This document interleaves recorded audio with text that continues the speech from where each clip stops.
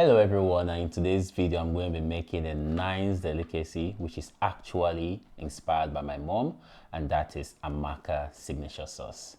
So in this video I'm going to replicate what she has taught me, and hopefully I make that better. And in today's video I have the opportunity of using one of my friends to help me out. Why? I actually go behind the scene and have fun. I see you in the next video. Bye.